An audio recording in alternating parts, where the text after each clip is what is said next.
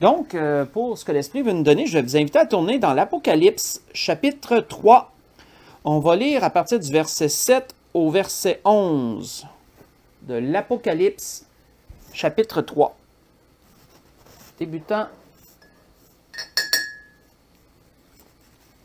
verset 7 jusqu'au verset 11.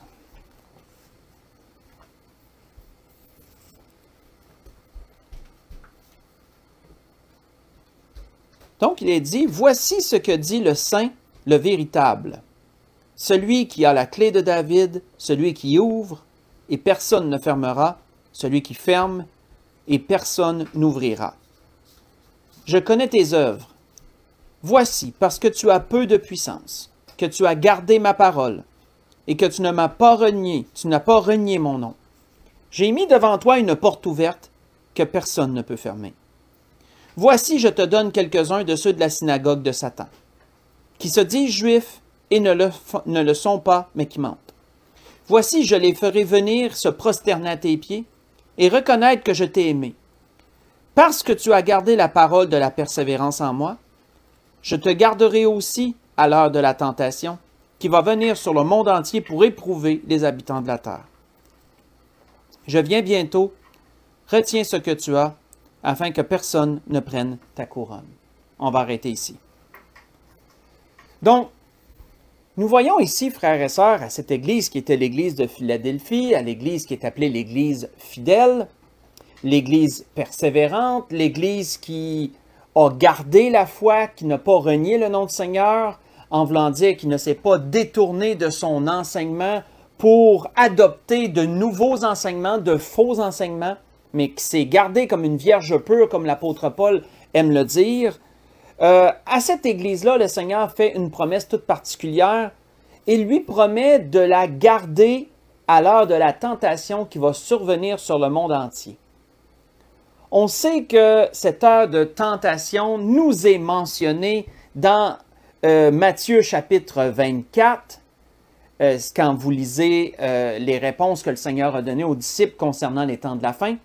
Elle nous est également mentionnée dans 2 Thessaloniciens chapitre 2, lorsque l'apôtre Paul parle aux Thessaloniciens de l'avènement de l'Antéchrist. Et nous connaissons ce sur quoi le Seigneur nous promet de nous préserver, nous le connaissons sous un nom qui est l'enlèvement. L'enlèvement de l'Église, frères et sœurs. L'Esprit veut nous parler de cela ce soir. Et je dirais, établir des faits par rapport à cela. Établir des faits par rapport à l'enlèvement de l'Église. C'est la plus belle des espérances que le chrétien peut avoir. C'est la plus grande des espérances que la parole nous enseigne.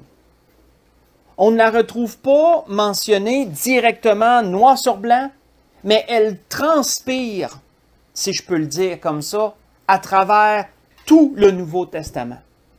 Combien d'exemples peuvent être mentionnés, relatant même des événements de l'Ancien Testament, comme nous le verrons, qui nous relatent, qui nous imagent ce que sera l'enlèvement de l'Église.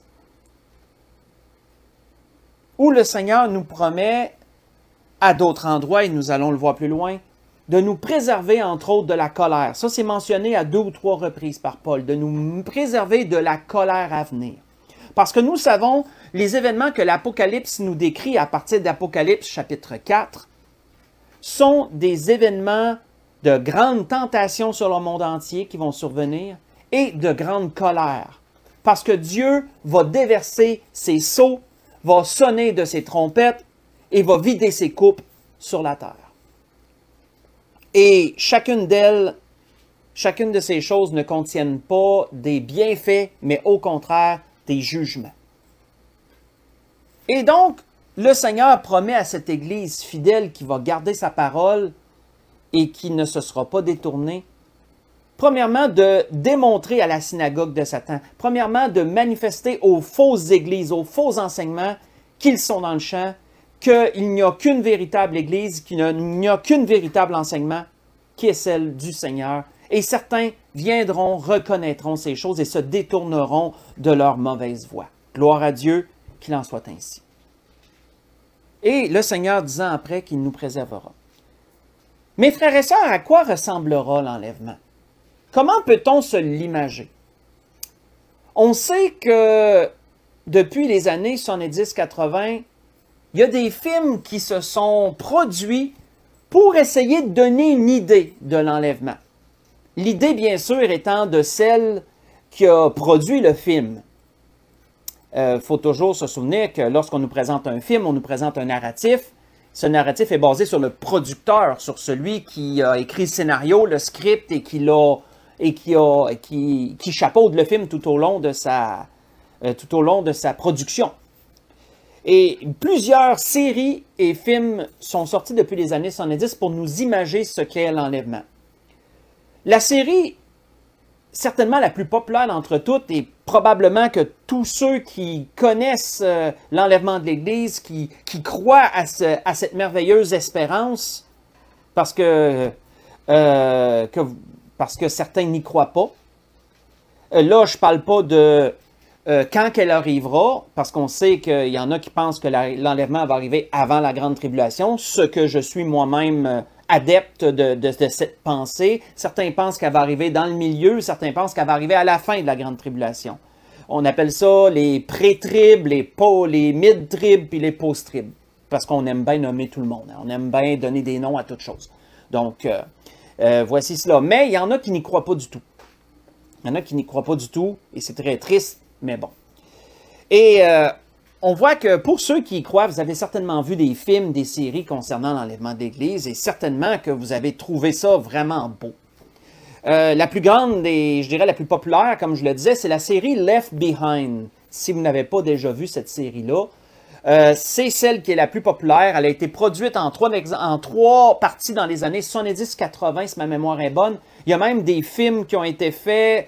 Là, je ne pourrais pas vous dire quelle date, mais c'est avec Nicolas Cage. Il a été fait un film sur Left Behind. Puis, je crois qu'il y a une nouvelle série qui a repris, je crois qu'il y a une série plus récente qui a repris la vieille série pour un peu la moderniser, la ramener au goût du jour. Et, vous savez, dans cette série, il nous présente une image de l'enlèvement de l'Église. Moi, je me souviens, quand j'ai vu cette série-là, et je l'ai écoutée à 2 reprises, pas récemment, mais je me souviens quand même assez bien, on peut voir que lorsque l'enlèvement survient, on voit que les gens disparaissent, le linge tombe à terre, on voit que les femmes enceintes, leur ventre dégonfle parce que le bébé part aussi, les bébés partent aussi, et vraiment, et on voit un scénario bien sûr catastrophique où il y a des accidents d'auto, des accidents d'avion, puis parce que là, il y a des gens un peu partout sur la Terre qui disparaissent. Et certains sont peut-être des conducteurs d'avions, conducteurs de véhicules sur la route, certains dorment dans leur lit. Alors, vous voyez le portrait, vous savez de quoi je parle si vous avez déjà vu cela. Et bien sûr, par les films et les séries qui ont été produites, notre imaginaire a été influencé. Et certains imaginent l'enlèvement exactement comme on nous l'a présenté dans ces séries et dans ces films. Mes frères et sœurs, l'Esprit ce soir veut nous ramener le sujet, qu'on parle malheureusement pas assez souvent. Mais en plus, l'Esprit veut clarifier certaines choses parce que nous devons toujours regarder ce qui nous est présenté, surtout sur des événements aussi importants, d'après la parole de Dieu. Qu'est-ce que la parole de Dieu nous dit? Sur n'importe quoi, nous devrions toujours, quand ça concerne la parole de Dieu, nous devrions toujours revenir aux Saintes Écritures, à la base, relire les textes, faire des études sur les sujets et voir si ce qui nous est présenté, que ce soit une prédication, que ce soit un film, une série, des témoignages, peu importe, toujours voir si ce qu'on nous a relaté, présenté, concorde avec les Écritures. Parce que c'est toujours les Écritures qui vont avoir la prééminence sur tout ce qui va se dire ou ce qui va se faire, bien sûr. Quand on veut revoir le sujet de l'enlèvement de l'Église à travers les Écritures, il y a 2 événements qui reviennent, qui nous l'imagent. 2 événements de l'Ancien Testament. L'apôtre Pierre a parlé de ces choses. Faites juste écouter. Je vais vous citer ce que l'apôtre Pierre nous en a dit et on va aller voir ces choses plus attentivement. Mais qu'est-ce que l'apôtre Pierre nous disait à propos de cela?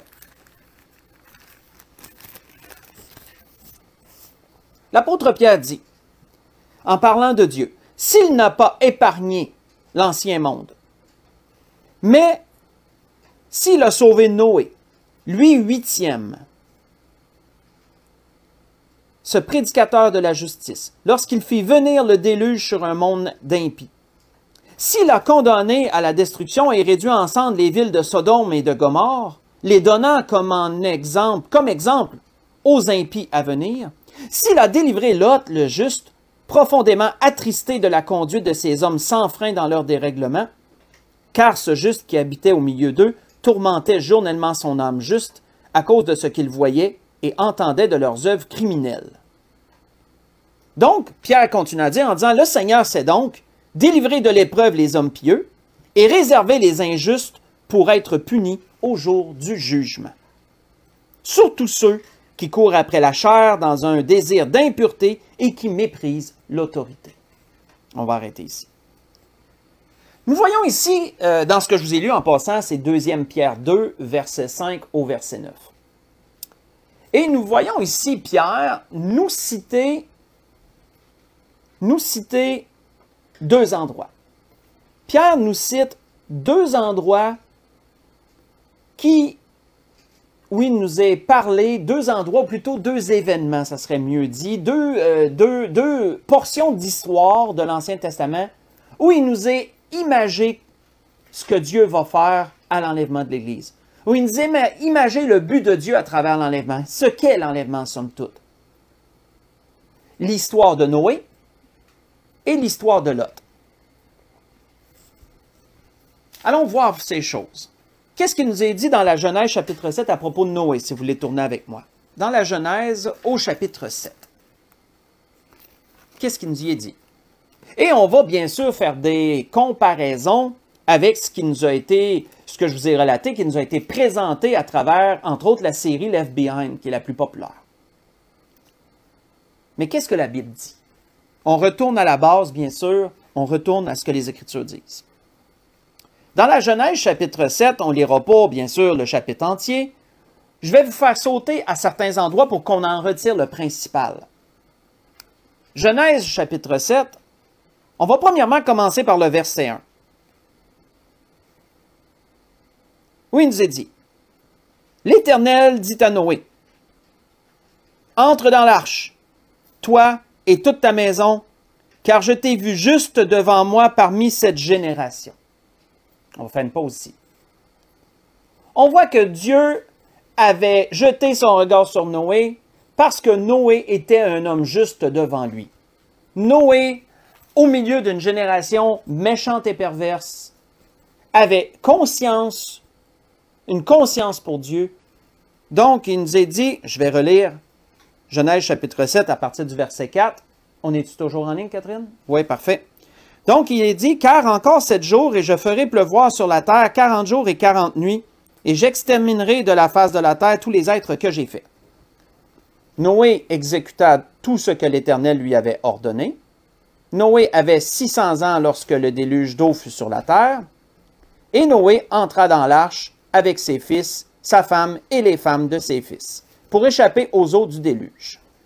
Sautons maintenant au verset 23. On voit qu'au verset 23, il est dit, « Tous les êtres qui étaient sur la face de la terre furent exterminés, depuis l'homme jusqu'au bétail, aux reptiles et aux oiseaux du ciel, ils furent exterminés de la terre. Il ne resta que Noé et ceux qui étaient avec lui dans l'arche. » On va arrêter ici.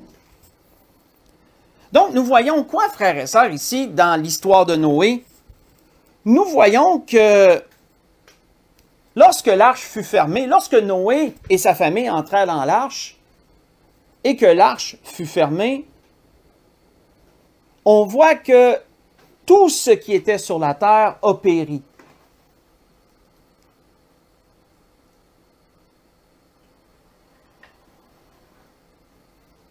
Tout ce qui était sur la terre a péri, frères et sœurs. Le verset 23 nous dit clairement que le bétail est mort, les reptiles, le bétail, le reptile Même les oiseaux, parce qu'il n'y avait plus de place où se poser pour la plupart, sauf ceux qui étaient dans l'arche, ne peuvent pas voler indéfiniment pendant quasiment 6 mois de temps. Les hommes, frères et sœurs, également sont morts. Les femmes sont mortes. Et je vais aller plus loin. Les enfants, malheureusement, sont morts. Les bébés sont morts aussi. Il n'a resté, la Bible nous dit très clairement, il n'a resté que Noé et ceux qui étaient dans l'arche. La parole ne nous dit pas que l'arche est devenue une pouponnière, en plus d'avoir tous les animaux en son sein, qu'elle est devenue une pouponnière où que tous les bébés de ce temps-là ont été miraculeusement préservés dans l'arche. Non, la parole ne nous dit pas cela. La parole ne nous dit pas cela. La parole nous dit que tout ce qui avait vie a péri, sauf ce qui était dans l'arche. Et la Bible nous dit qu'est-ce qui était dans l'arche. Noé, sa femme, ses fils, les femmes de ses fils, sa famille, somme toute. Que ceux-là qui étaient dans l'arche, à part des animaux que Dieu avait fait entrer également dans l'arche. Donc, nous voyons, frères et sœurs, que ça ramène quand même une certaine, ça ramène quand même une certaine réalité. Qu'est-ce qui nous assure que c'est vraiment juste Noé et ses fils? C'est écrit clairement. Mais on voit en plus que l'histoire de Noé, elle est relatée à plusieurs endroits.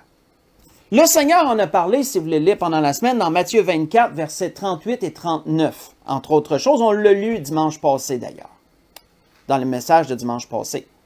On voit que ça a été clairement mentionné là aussi. Le Seigneur en a parlé dans Matthieu 24, de Noé. En parlant de la génération qui mangeait, buvait, se mariait leurs enfants, etc. Ils ont rentré, Noé et sa famille, ils ont rentré dans l'arche, la porte fut fermée, et le déluge vint et les emporta tous. Tous, frères et sœurs, tous. On voit que l'auteur d'Hébreux nous en parle. Faites juste écouter, l'auteur d'Hébreux nous en parle aussi de cela. L'auteur d'Hébreux nous dit quoi? L'auteur d'Hébreux nous dit: c'est par la foi que Noé, divinement averti des choses qu'on ne voyait pas encore et saisi d'une crainte respectueuse, construisit une arche pour sauver sa famille. Et c'est par elle qu'il condamna le monde et devint héritier de la justice qui s'obtient par la foi. Noé condamna le monde. Tout le monde, toute autre personne qui n'était pas dans l'arche. Et seulement lui et sa famille furent sauvés. On voit que l'apôtre Pierre même va encore plus précisément que ça. Si vous voulez lire pendant la semaine, dans 1 Pierre 3, verset 20, il parle que 8 personnes furent sauvées. Il spécifie même le nombre. 8 personnes furent sauvées à travers les eaux.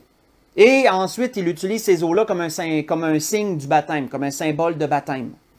Parce que la terre a été recouverte par les eaux, comme lorsqu'on est baptisé, on est immergé dans l'eau. L'apôtre Pierre fait un lien, mais il parle clairement que seulement 8 personnes ont été sauvées. Donc, quand on regarde le terme « tous », le terme « le monde entier », le monde, et qu'on regarde même le nombre qui a été mentionné, 8, on peut voir clairement, à travers l'exemple de Noé, qu'aussi triste la réalité soit-elle,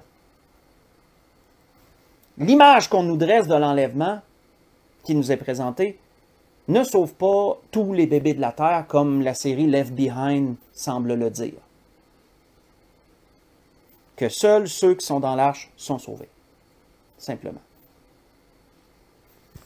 Si on regarde qu'est-ce qu'il nous est dit dans Lot, dans la Genèse, à propos de Sodome et Gomorrhe, dans la Genèse chapitre 19, si vous voulez tourner, dans la Genèse chapitre 19, qu'est-ce qui nous y est dit également? Dans la Genèse au chapitre 19.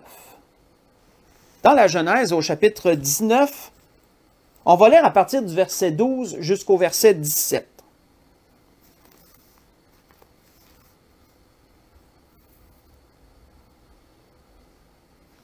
Pour vous mettre dans le contexte, nous le savons, Dieu a visité à travers 3 anges, Dieu a visité Abraham, un ange qu'on appelle l'ange de l'Éternel est demeuré avec Abraham, les 2 autres sont allés à Sodome et Gomorrhe parce que Dieu les avait envoyés en mission là, parce que Dieu voulait délivrer Lot du jugement qui allait s'abattre sur les villes pécheresses de Sodome et Gomorrhe.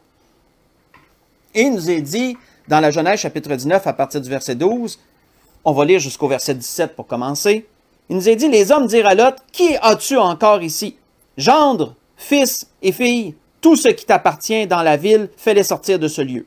Car nous allons détruire ce lieu, parce que le cri contre ses habitants est grand devant l'Éternel. L'Éternel nous a envoyés pour le détruire. Et Lot sortit et parla à ses gendres qui avaient pris ses filles. Levez-vous, dit-il, sortez de ce lieu, car l'Éternel va détruire la ville. Mais aux yeux de ses gendres, il parut plaisanter. Et dès l'aube du jour, les anges insistèrent auprès de Lot, en disant, « Lève-toi, prends ta femme et tes 2 filles qui se trouvent ici, de peur que tu ne périsses dans la ruine de la ville. » Et comme il tardait, les hommes le saisirent. Les hommes le saisirent par la main, lui, sa femme et ses 2 filles, car l'Éternel voulait l'épargner. Et ils l'emmenèrent et le laissèrent hors de la ville. Si on saute maintenant au verset 24 et 25, qu'est-ce qu'il nous est dit? Il nous est dit, « Alors, l'Éternel fit pleuvoir du ciel sur Sodome et sur Gomorrhe du soufre et du feu de par l'Éternel. Il détruisit ces villes, toute la plaine, tous les habitants des villes et les plantes de la terre. La femme de Lot regarda en arrière et elle devint une statue de sel. »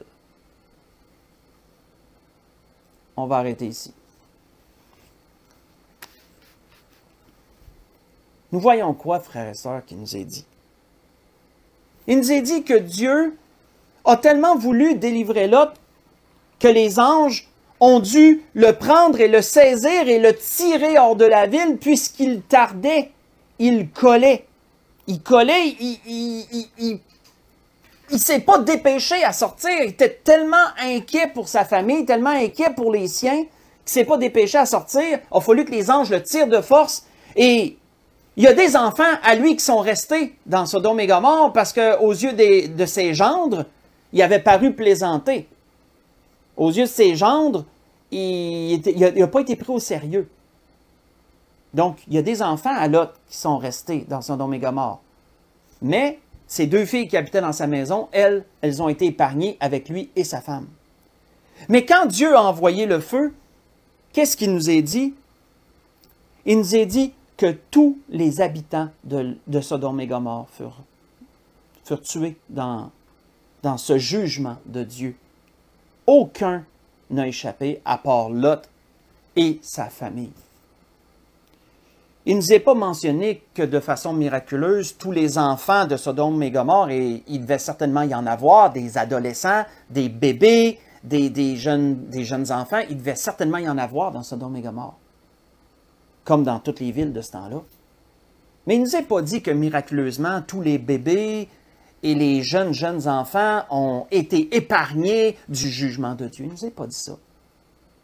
Il nous est dit que seulement Lot et sa famille furent épargnés et que tous les autres sont morts dans le jugement, par le jugement que Dieu a envoyé. Encore là,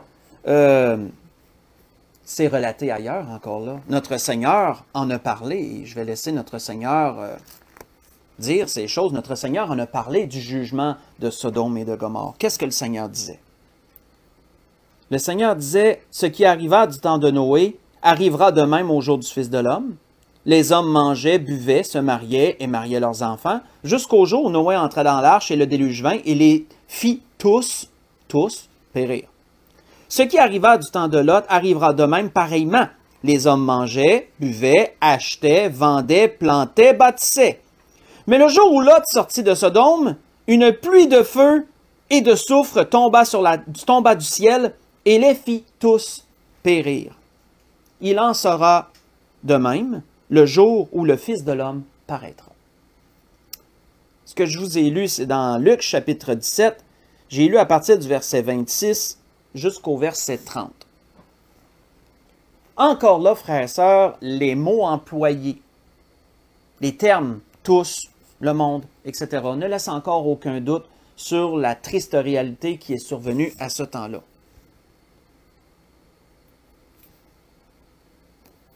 Les films et séries qui nous ont été présentés, oui, relatent certaines vérités, mais aussi ont présenté certaines faussetés. Ont présenté une certaine vue utopique, pas utopique, une certaine vue, je dirais, chevaleresque, ou j'ai pas le bon mot exactement, mais une certaine vue où tous les nouveau-nés, les bébés, etc., ils avaient tout été épargnés dans l'enlèvement de l'Église. Et que seuls les adultes, seuls les enfants en âge certainement d'accepter le Seigneur, en âge de raison qu'on appelle, sont restés. Malheureusement, frères et sœurs, quoique cette vue est belle et réjouissante, quoique cette image, cette façon que ça nous a été présenté, c'est réjouissant, pensant à tout le jugement qui va survenir, elle n'est pas basée sur la Bible. Elle n'est pas basée sur ce qui nous est scripturairement dit à propos de l'enlèvement de l'Église. Mais pourquoi cela? Pourquoi cela? Il y a une chose qu'on doit prendre en note, frères et sœurs, il y a une chose qu'on doit prendre en note, c'est que dans les deux cas, notez que c'est les hommes et leurs familles qui ont été sauvés. C'est pas juste la personne, c'est sa famille. Ça a été ainsi de Noé. Noé et sa famille furent sauvés du déluge.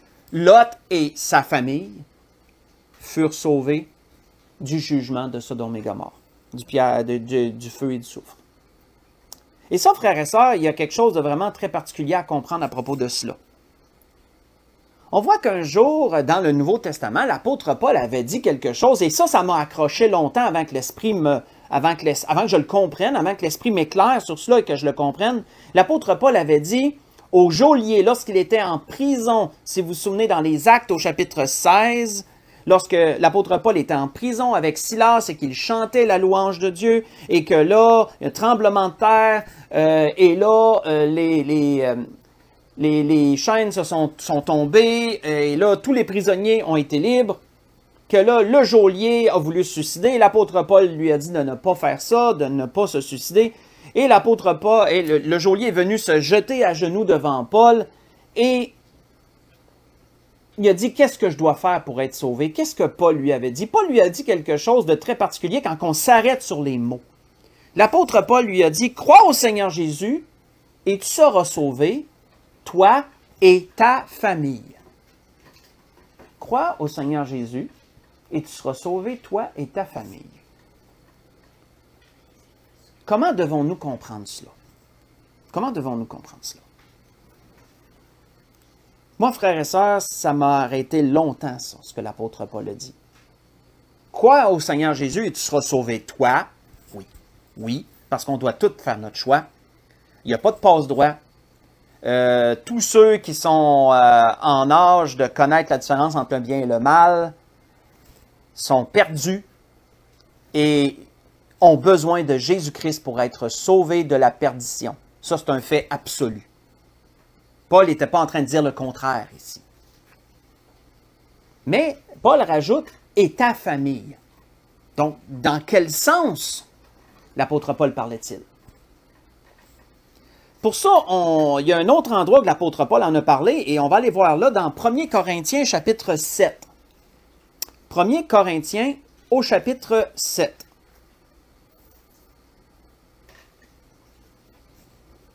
1 Corinthiens chapitre 7. On va lire du verset 12 au verset 16. On va rentrer ici dans une certaine situation que l'apôtre Paul expliqua aux Corinthiens, où si un couple vient au Seigneur et qu'il y en a un des deux dans le couple qui n'est pas sauvé, mais qui veut garder cette union-là, l'apôtre Paul prescrivait pourquoi il était nécessaire que l'union soit préservée, que le couple soit préservé, même s'il y en a un des deux qui qui n'était pas venu au Seigneur en même temps que l'autre. Mais l'apôtre Paul rajoute des détails intéressants à travers ses commentaires. Dans 1 Corinthiens 7, à partir du verset 12, l'apôtre Paul dit aux autres, « Ce n'est pas le Seigneur, c'est moi qui dis. Si un frère a une femme non croyante et qu'elle consente à habiter avec lui, qu'il ne la répudie point. Si une femme a un mari non croyant et qu'il consent à habiter avec elle, qu'elle ne le répudie point, qu'elle ne répudie point son mari. Car le mari non croyant est sanctifié par la femme, et la femme non croyante est sanctifiée par le mari. » Et notez le verset suivant. « Autrement, vos enfants seraient impurs, tandis que maintenant, ils sont saints. » Tandis que maintenant, ils sont saints. Si le non-croyant se sépare, qu'il se sépare, le frère ou la sœur ne sont pas liés dans ces cas-là. Autrement dit, c'est une exception que l'apôtre Paul a mis où une personne est déliée du lien du mariage. Et là, c'est une parenthèse que je rouvre et que je referme parce que ce n'est pas dans le message de ce soir directement, mais tant qu'à être dessus, on va l'expliquer.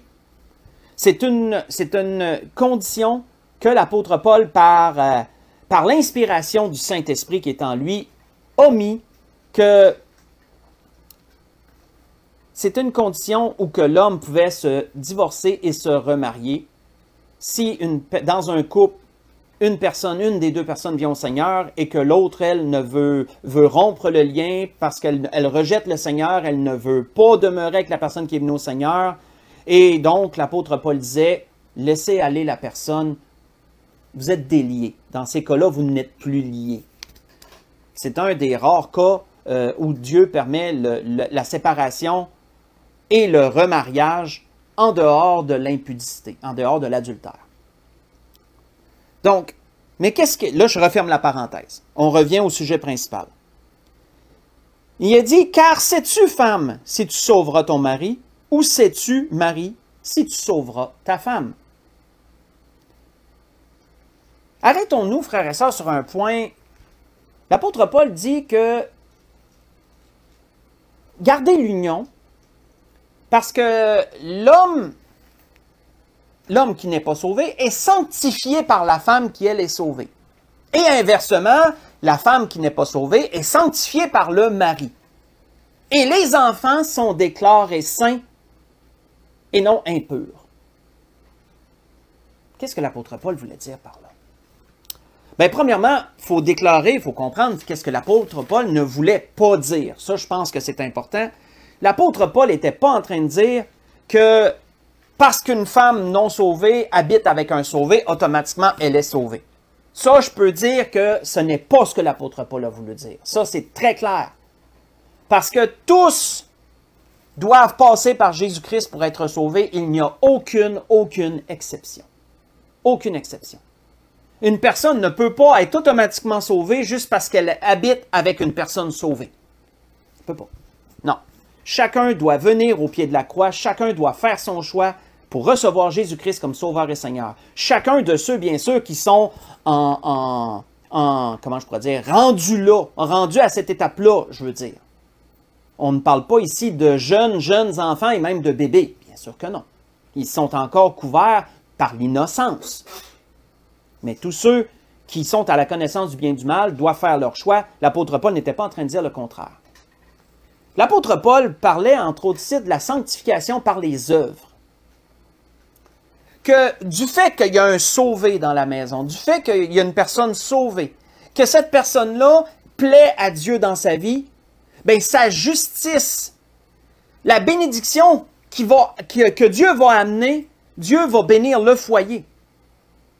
La personne non sauvée est comme couverte par la bénédiction de Dieu à cause de son conjoint, à cause de son mari ou de sa femme qui, elle ou lui, est sauvé. Je ne sais pas si on me comprend bien ici. La justice de la personne sauvée amène la bénédiction de Dieu sur le foyer entier. Les enfants sont bénis, la femme est bénie à cause de l'homme qui est sauvé. Inversement, la même chose. Inversement, la même chose. Et l'apôtre Paul disait que sinon vos enfants seraient impurs.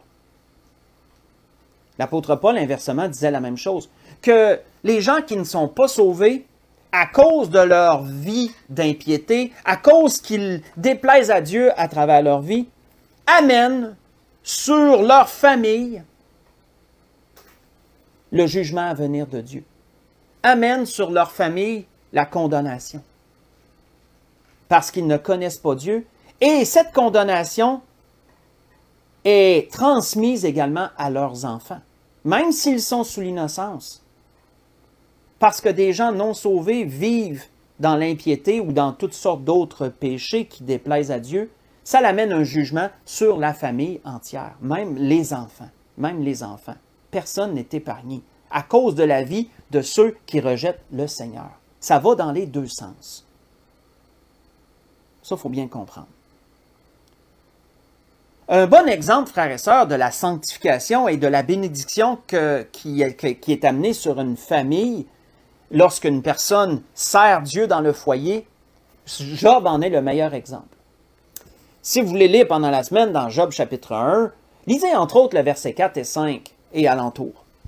Et vous verrez que Job, lorsque ses fils et ses filles festoyaient l'un chez l'autre, Job était tellement inquiet qu'ils aient offensé Dieu d'une quelconque façon la Bible nous dit, il les sanctifiait.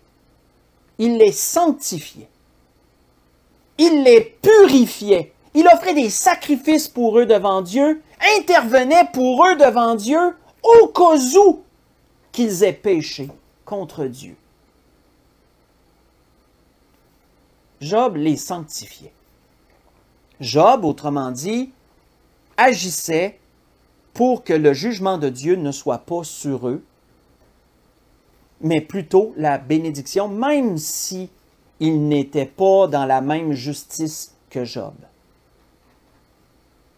Ça, frères et sœurs, c'est la meilleure façon de comprendre ce que l'apôtre Paul dit ici. Le mari ou la femme qui est sauvé va amener la bénédiction de Dieu sur son foyer à cause de sa piété. C'est jusque-là que ça va. Mais ça n'enlève pas le fait que la personne qui est mature, la personne qui est à la connaissance du bien et du mal, doit accepter Jésus comme son sauveur et Seigneur pour être sauvé. Son âme, là, elle n'a pas le choix. Mais frères et sœurs, quand Paul disait au geôlier, « Crois au Seigneur Jésus, tu seras sauvé, toi et ta famille », dans un premier temps, ça voulait dire quoi? Dans un premier temps, ça voulait dire que ça augmente les chances de la personne non sauvée d'être sauvée puisqu'elle a un sauvé qui vit avec elle. Ou inversement, lui a un sauvé il y a une personne sauvée, sa femme, qui habite avec lui. D'une manière ou d'une autre, ça l'ouvre la porte au salut parce que la personne va constamment va entendre parler de Jésus, elle va recevoir des témoignages de Jésus d'une façon ou d'une autre. Donc, il y a des fortes chances, et je ne connais pas toutes les situations, mais il y a des fortes chances que cette personne-là vienne un jour au pied de la croix. Donc, on peut dire que dans un sens, c'est ce que l'apôtre Paul voulait dire lorsqu'il disait « Crois au Seigneur Jésus, tu seras sauvé, toi et ta famille ». Mais dans un deuxième temps, le Seigneur m'a révélé quelque chose par rapport à ça qui m'a vraiment, je dirais, mis un baume sur mon cœur. Ce que le Seigneur m'a révélé, c'est que ça s'appliquait également à l'enlèvement de l'Église. Autrement dit, les familles où il va y avoir une des deux personnes sauvées, soit l'homme, soit la femme, ou les deux, nous l'espérons bien, bien sûr. Lorsque l'enlèvement va survenir, les enfants en bas âge, là, les enfants qui sont encore sous l'innocence, qui habitent le foyer de la personne ou des personnes sauvées, seront également pris dans l'enlèvement de l'Église. Ils seront également pris dans l'enlèvement de l'Église. C'est ce que le Seigneur m'a révélé. Crois au Seigneur Jésus, tu seras sauvé, toi et ta famille. Souvenons-nous ce que l'apôtre Paul avait dit ici. À cause de la personne sauvée, les enfants sont déclarés saints. Ils sont saints. Ils ne seront pas laissés derrière lors de l'enlèvement. Mais il faut bien sûr être sous la grâce de Dieu à cause d'une personne sauvée. J'espère que je me suis bien exprimé, j'espère que c'est clair. Et c'est de là, frères et sœurs, que la parole nous dit, que le Seigneur disait, lorsqu'il racontait comment l'enlèvement va se dérouler, le Seigneur disait que certains seront pris et d'autres laissés. Hein, qu'est-ce qu'il nous est dit dans Luc 17, versets 33 et 34? Que même dans une même famille, un peut être pris, l'autre peut être laissé. Dans une même famille, un ou une, les enfants qui sont encore sous l'innocence vont être pris. Et si d'autres n'ont pas fait leur choix pour accepter Jésus, ils vont être laissés. Des adolescents qui connaissent le bien et le mal et qui n'auront pas fait le choix d'accepter Jésus comme leur Sauveur et Seigneur vont être laissés. Et peut-être leur jeune frère ou leur jeune sœur, qui lui est encore sous l'innocence ou elle, va être pris. D'une manière ou d'une autre, lorsque cela va survenir, ça va être vraiment tragique. Ça va être tragique pour ceux qui seront laissés derrière.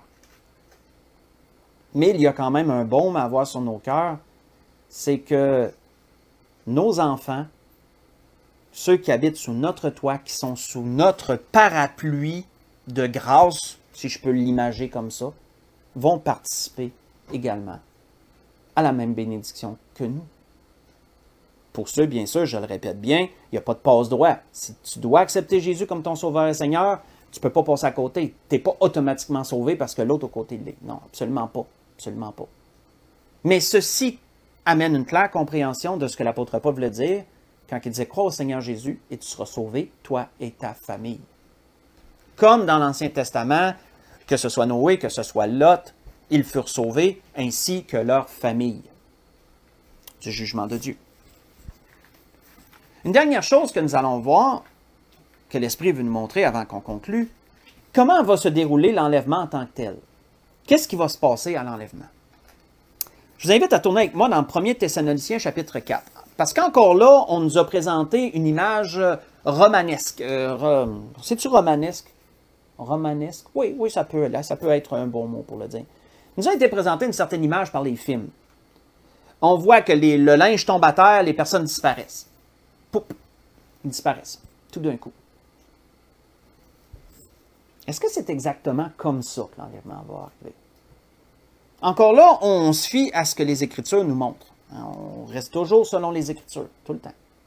Est-ce que c'est comme ça? Est-ce que les gens vont disparaître de par la terre et que leurs linges vont tomber par terre et qu'on ne les verra plus?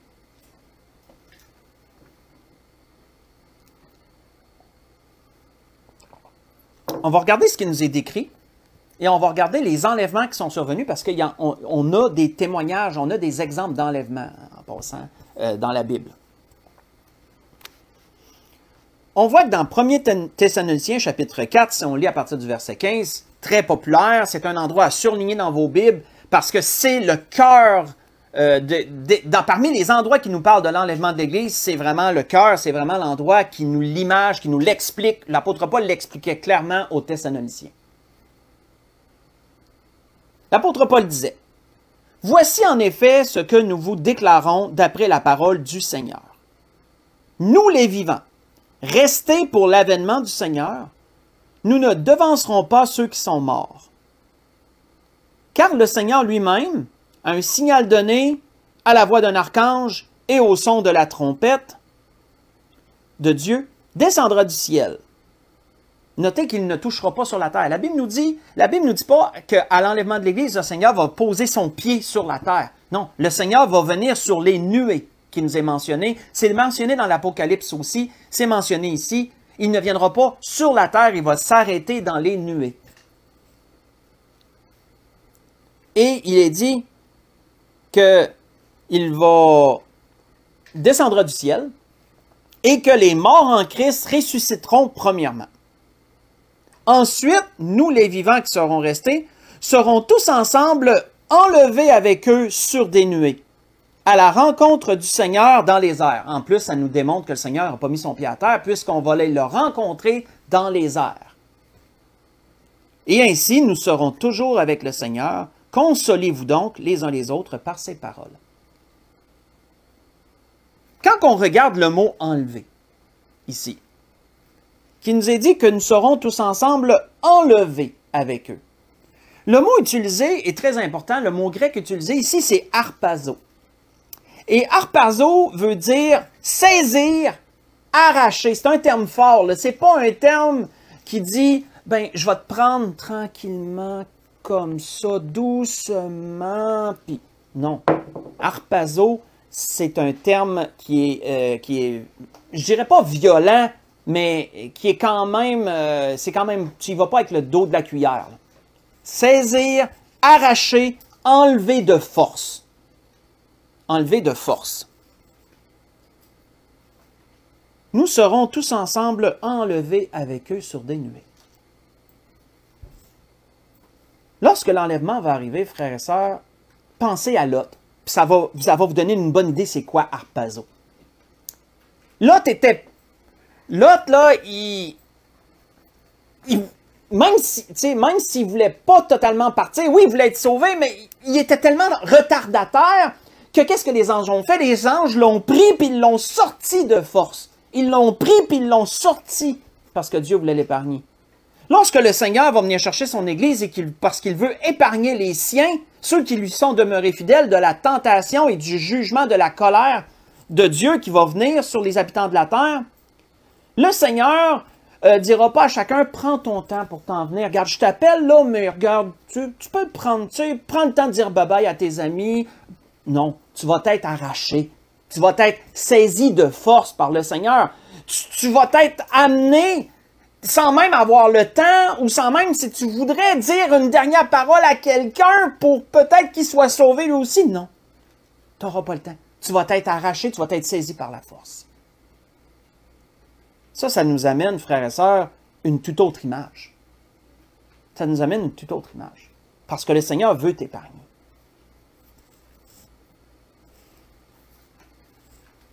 Quels sont les exemples d'enlèvement qu'on a? Bien, premièrement, si vous les lisez pendant la semaine, dans 2 Rois chapitre 2, on a l'exemple d'Élie. Élie avec Élisée. Et qu'est-ce qui nous est dit à propos d'Élie et d'Élisée? Ils marchaient les deux ensemble. Un char de feu est descendu, a saisi Élie, et il est remonté, et Élisée l'a vu monter dans les airs. Élie est retourné dans un tourbillon. Élie a juste eu le temps de lâcher son manteau. Il a juste eu le temps de lâcher son manteau à terre, c'est tout. La Bible ne nous dit pas que tout son linge est tombé à terre, puis qu'il est parti tout nu. La Bible ne nous dit pas qu'il est disparu, pouf, tu le vois plus, tu es rendu où? La Bible nous dit qu'il a monté, mais il n'a pas monté doucement. Il n'a pas monté bon ben bye-bye Élisée, bye-bye, je te souhaite la bénédiction du Seigneur, ou je sais pas trop. Non, non, il n'a pas eu le temps de rien faire de ça. Là. Le char est venu le ramasser, puis il a été amené dans un tourbillon, puis son manteau est tombé. C'est tout. Quand on regarde l'exemple de notre Seigneur, si vous le lisez pendant la semaine, dans les Actes chapitre 1, versets 9 à 11, la Bible nous dit que le Seigneur parlait, pendant que le Seigneur parlait, le Seigneur est monté. Ils l'ont vu monter et jusqu'à ce qu'il arrive dans les nuées, et là, ils ne l'ont plus vu parce qu'il était rendu dans les nuées. Notez que le linge du Seigneur n'est pas tombé par terre. Le Seigneur n'est pas disparu, puis il est rendu où? Comme qu'il le faisait pendant 40 jours, ou que des fois, il apparaissait, puis il disparaissait, puis il se retrouvait ailleurs. Non, quand ils l'ont vu enlever, ils l'ont vu monter. Puis c'était pendant que le Seigneur parlait. Tu sais, le Seigneur n'a pas dit à son père, « Attends une minute là, je n'ai pas fini encore, je vais finir ce que je suis en train de dire, puis après ça. » Non, non. Pendant qu'il parlait, il a monté. On voit que dans l'Apocalypse chapitre 11, si vous le lisez pendant la semaine toujours, versets 11 et 12, quand les deux témoins sont ressuscités, ce qui va arriver là, dans le futur, les deux témoins qui ont présidé la reconstruction du troisième temple, lorsqu'ils ont été mis à mort et que les gens se sont réjouis puis ont laissé leurs cadavres dans les rues pendant 3 jours, la Bible nous dit qu'ils sont ressuscités le 3e jour et qu'ensuite, ils ont été enlevés. Mais encore là, de la même façon. Ils ont été enlevés. On les a vus partir. Donc, voyez-vous, frères et sœurs, encore là, que les films, les séries qui nous ont été présentées ne nous présentent pas l'enlèvement de cette façon-là.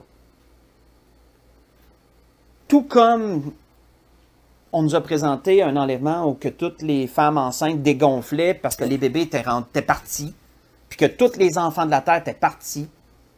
comme on nous a présenté une vue que les gens disparaissaient comme par enchantement, le linge tombait par terre. Quand on regarde à la lumière des Écritures, on voit qu'il y a eu de l'ajout, il y a eu du remodelage dans ce qui nous a été présenté, et plusieurs chrétiens ont pris tout ça, puis ont dit « Ah, wow, c'est comme ça que ça va se passer ». Mais quand on regarde à la lumière des Écritures et qu'on étudie, on se rend compte que pas totalement. Je ne dis pas que c'était tout faux, il y avait du vrai, mais il y a du faux aussi. Et il faut toujours revenir à ce que la Bible nous dit, puis prendre la Bible telle qu'elle est, même si ça peut nous attrister ou quoi que ce soit, ça peut même nous choquer parfois de la façon que Dieu fait les choses, mais on prend ce que Dieu fait comme il le fait et on doit accepter comme ça, on n'a pas le choix. Et c'était ça que l'Esprit voulait nous dire ce soir. L'Esprit voulait nous ramener, nous parler d'enlèvement ce soir et nous ramener sur certains points, mettre les pendules à l'heure, je dirais, ramener les choses telles qu'elles seront lorsque ce grand événement arrivera. Avec certaines révélations en plus que l'Esprit nous a données. Pour conclure, dans 1 Thessaloniciens 5, pas tellement plus loin d'où qu'on était, on va lire à partir du verset 1 jusqu'au verset 11 et on va conclure là. 1 Thessaloniciens chapitre 5, verset 1 au verset 11.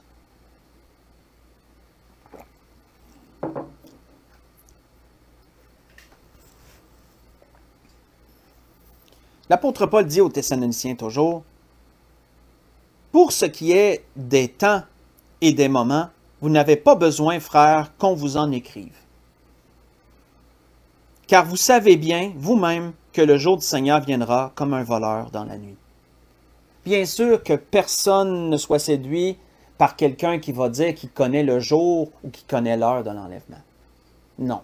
Si le Seigneur ne le sait pas, si le Seigneur ne le savait pas au moment où il était ici-bas, mais que le Père seul le sait, est-ce que le Seigneur le sait maintenant? Ça, c'est encore un débat. Certains disent que non, certains disent que oui, qu'il ne savait juste pas parce qu'il était ici-bas, mais maintenant qu'il est auprès du Père, il connaît le jour et l'heure. Ça, je laisse ça à Dieu. Moi, je serais porté à dire qu'il ne sait pas.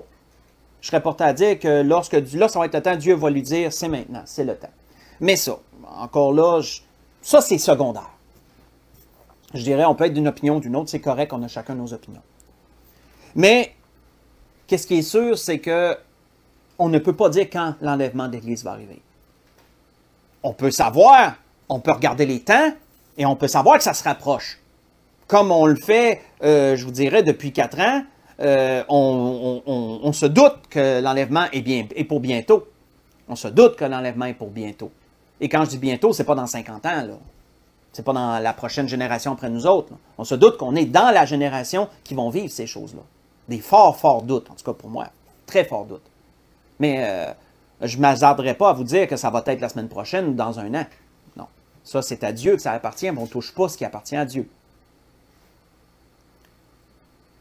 Mais on voit que, qu'est-ce que l'apôtre Paul disait par la suite? Quand les hommes diront paix et sûreté, alors une ruine soudaine les surprendra, comme les douleurs de l'enfantement surprennent la femme enceinte, et ils n'échapperont point. Lorsque les hommes diront paix et sûreté, frères et sœurs, ça réfère à cette partie-là de tentation. Ça réfère à ce moment-là de tentation où un homme, un système et un homme vont rétablir la paix sur la terre et où il y aura des faux signes, des faux prodiges par un faux prophète, jusqu'au feu qui descend du ciel. Vraiment des choses tellement convaincantes que le monde va être séduit. Ce sera la tentation qui va venir sur les habitants de la terre, et les habitants de la terre diront paix et sûreté parce qu'ils croiront qu'une nouvelle ère est arrivée, une nouvelle ère de paix et de prospérité est arrivée sur la terre grâce à ce système qui est appelé la bête, grâce à cet homme qui semble tellement bien diriger les choses. Les gens croiront, et ce sera une fausse paix bien sûr, les gens y croiront. Donc, l'apôtre Paul avertit, lorsque les hommes diront paix et sûreté, une ruine soudaine. Parce que cette paix-là ne durera pas. Elle ne sera qu'illusoire. Il nous est dit, donc, alors une ruine soudaine les surprendra, comme les douleurs de l'enfantement surprennent la femme enceinte, et ils n'échapperont point. Mais vous, frères, vous n'êtes pas dans les ténèbres pour que ce jour vous surprenne comme un voleur. Donc, si tu n'es pas surpris par ce jour, parce que la Bible nous dit qu'il va venir comme un voleur, mais en même temps, il est possible de ne pas être surpris. Ça veut dire quoi, ça? Ça veut dire que tu es quelqu'un qui a regardé les temps, qui a regardé les signes, qui a regardé ce qui se passe. Tu vois ça s'en venir. Donc, quand ça va arriver, ce jour-là ne te surprendra pas, puisque tu vas t'y être préparé. Même si ce n'est pas la semaine prochaine, même si ce n'est pas dans 2 semaines, tu vas t'y être préparé. Comment qu'on se prépare à ça? Est-ce qu'on fait nos valises pour le voyage? Non. On se prépare à ça par la sanctification. On se prépare à ça par mettant nos vies en ordre pour Dieu, en vivant pour le Seigneur, en continuant de témoigner son Saint-Nom à ceux qui nous entourent, spécialement dans nos familles, à nos enfants, nos petits-enfants, et nos brus, nos beaux-fils, etc., etc. Comme on a mentionné dernièrement, on témoigne, on invite à l'Église, on fait tout ce qu'on peut. On se prépare et on les prépare également.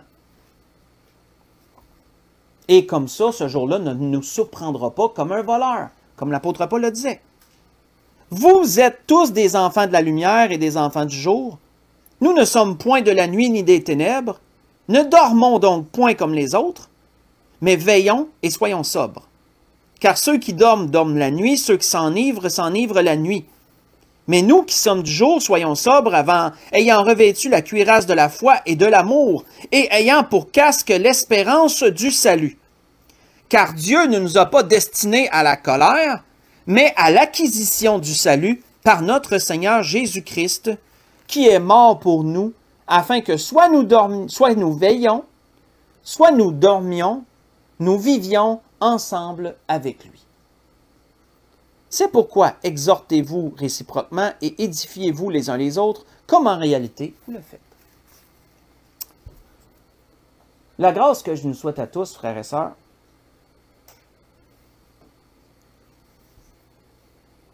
sachons discerner le vrai du faux concernant l'enlèvement.